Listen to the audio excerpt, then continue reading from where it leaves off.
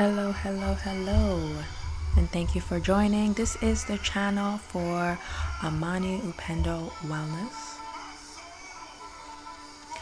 Just to let you know, in Swahili, Amani.Upendo means peace and love. So I do pray that the Lord has been keeping you in His perfect peace and love.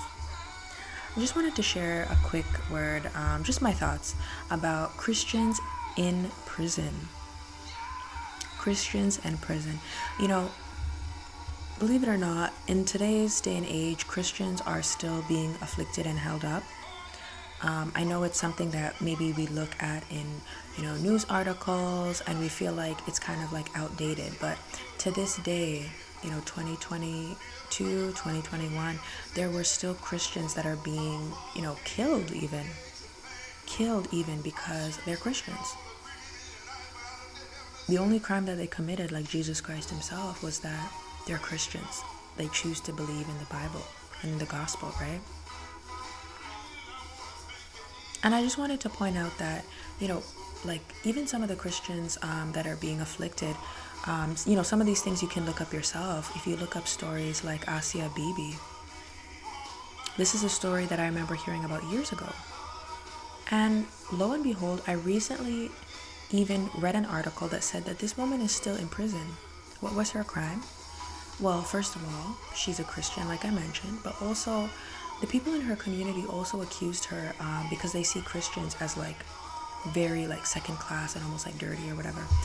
There was something about her drinking from somebody else's cup, or there was some misunderstanding where some women had targeted her and set her up by saying that because of her Christianity and all of this, she shouldn't be drinking from a specific cup because it's an abomination or something like that. And they threw her in prison. They targeted her because they knew she was a Christian, not just because of the cup, but it was a satanic setup to say, what's it called? She's a Christian, so let's manipulate a few things around her.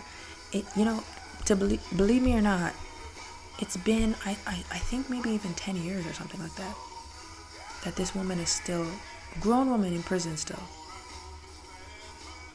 Asia Bibi, you can look that up. Christians in prison. There are Christians being afflicted. There are Christians that are dying in this day and age. I know that we read about stories in the Bible, in ancient text, about Paul and Silas. They were disciples, but we know that they were also imprisoned, right? And they were imprisoned, they were targeted because they were Christians. Peter was targeted because he was a Christian, and they began to threaten him. Aren't you the one that, And so the reality is that Christians can and will be afflicted and held up, not just physically in prison like Paul and Silas, but also spiritually. There are also Christians that are being held up spiritually. You may not see them in an actual prison, but they're bound up in this spirit of poverty, bound up in this spirit of trauma, bound up in a spirit of Jezebel and in a spirit of depression. Christians that are bound up in a spirit of even mental health, bound in a spirit of being at the tail and not at the head, the complete opposite of what the Bible tells us. And it's hard because we're living in a world that has never, I repeat, never favored us. From the day Adam and Eve were really in that in the garden, Satan hated them. And he targeted them because he knew that they were creations of God, right? So I say all this to say, have compassion on your fellow brother and sister.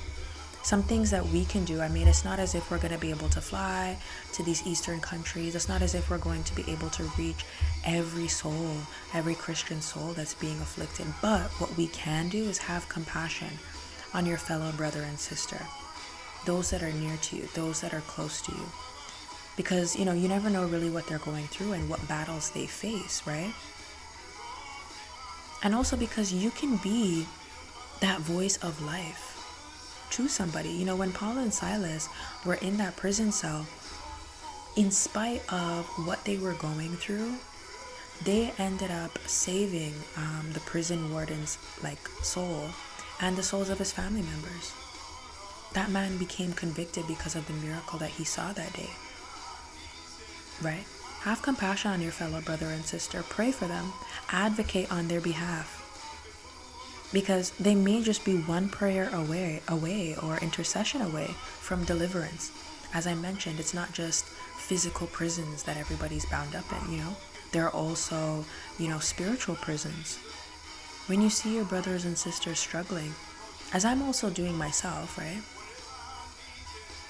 Don't be afraid to pray. Don't be afraid to advocate. Don't be afraid to intercede on their behalf, because they could just be one prayer away from deliverance. That is my word of encouragement to somebody.